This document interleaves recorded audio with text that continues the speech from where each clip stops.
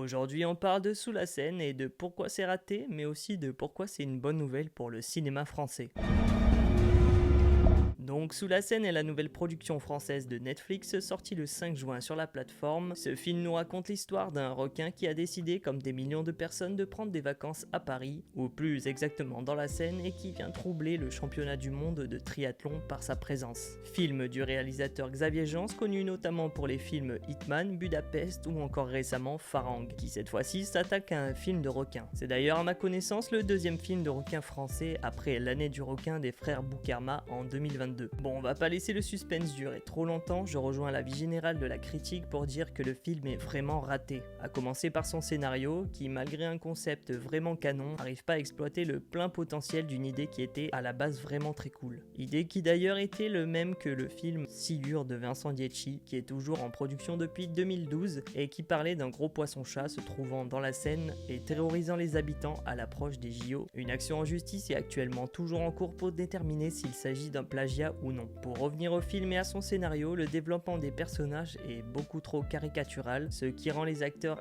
assez mauvais, et surtout les dialogues, qui font mal aux oreilles tant ils sonnent peu justes à certains instants. Et pourtant j'aime beaucoup Bérénice Bejo et Nassim Liès, les acteurs principaux, mais là ça le fait pas du tout. Finalement, seule l'actrice Anne-Marie Vin, jouant la maire de Paris, est très drôle dans le film car elle a ce surjeu qui convient beaucoup mieux au ton du film. Mon plus gros problème avec le film, c'est la rupture de ton dans sa mise en scène, qui alterne entre réalisme de documentaire animalier et scènes cartoonesques. Le parti pris de Xavier Jeans de filmer frontalement le requin désamorce beaucoup trop la tension que représente la menace du requin, surtout lorsqu'il enchaîne avec des plans dynamiques qui sont inspirés selon ses dires de mangas comme l'Attaque des Titans ou encore Akira, mais qui pour moi a un aspect beaucoup trop Looney Tunes qui me fait sortir du réalisme installé juste avant. Bref, vraiment mitigé sur ce film qui a des allures de nanar. Et pour moi, sans spoiler la fin, le film serait même plus intéressant s'il commençait au moment où il se termine. Mais ça, c'est peut-être pour un autre film. Une suite, pourquoi pas. Alors ok, maintenant qu'on a dit ça, on n'a rien dit. Parce que, est-ce que malgré l'échec critique du film, il n'y a pas un motif d'espoir pour la suite du film de genre en France? Alors il existe beaucoup de films de genre en France et beaucoup de très bons films.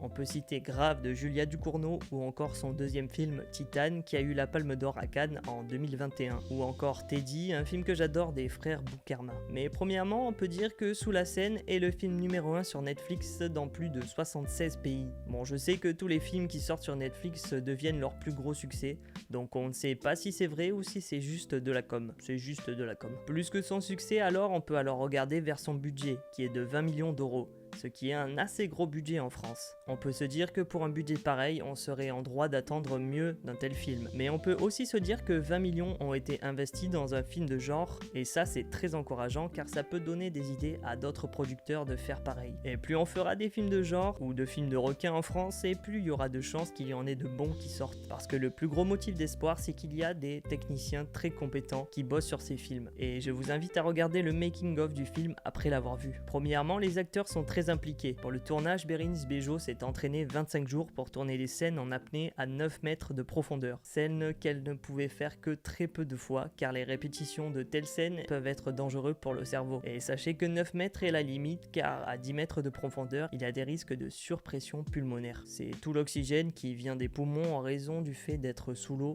et du coup les poumons explosent. Les décors sont aussi très réussis avec 7 semaines de fabrication pour recréer les catacombes en studio, réinspiré des réelles catacombes au niveau du barrage de Montsouris, la scène ne pouvant être tournée dans les réelles catacombes. Cette scène qui a d'ailleurs demandé 6 mois de réalisation à l'équipe d'effets spéciaux. Scène uniquement tournée avec des figurants cascadeurs chorégraphiés par Jude Poyer et montée en direct par prévisualisation pour voir le rendu de la scène en temps réel. D'ailleurs, pour l'anecdote, les personnes mutilées par le requin dans le film sont tous des gens en situation de handicap, qui ont pour certains été champions de natation handisport et dont les parties amputées sont maquillées en morsure. La scène du triathlon a elle nécessité 200 figurants nageurs qui sont de véritables triathlètes et qui ont dû nager pendant des heures dans un bassin de la taille d'un stade de foot situé à Alicante en Espagne. La scène ne pouvant se tourner dans la véritable scène due à de fréquents passages de péniches et de bateaux. A noter que Monsieur Poulpe, qui a déjà travaillé avec Xavier Jeans sur Budapest, fait une apparition dans le film car le réalisateur trouvait ça drôle qu'un poulpe se fasse se manger. Bref, on peut dire que le film n'est pas à la hauteur d'une réalisation pavée de bonnes intentions et de techniciens passionnés et talentueux. Mais j'ai bon espoir que le cinéma continue de se planter encore encore et encore, car ça voudra dire que de plus en plus de films de ce genre sont produits en France. Et à force, on aura forcément des pépites. Et pour ceux qui pensent que le cinéma français c'est de la merde de toute façon, ou pour ceux qui ne connaissent pas le genre français, il en existe déjà des pépites. Rien que sur le thème animalier, je peux vous conseiller l'incroyable film Vermine de Sébastien Banicek, ou encore Le règne animal, qui a été un carton l'an dernier, ou Teddy, cité précédemment. J'aime pas taper gratuitement sur les films, car je trouve qu'on peut toujours en tirer quelque chose d'intéressant, et c'est surtout énormément d'efforts d'énormément de personnes. Xavier Jeance développe ce film depuis 10 ans, dont 3 ans véritablement intenses, donc rien que pour ça, ça vaut au moins le respect. Dites-moi ce que vous avez pensé du film dans les commentaires, et n'hésitez pas à me donner vos films de genre préférés. J'espère que la vidéo vous aura plu, n'hésitez pas à la liker et à vous abonner.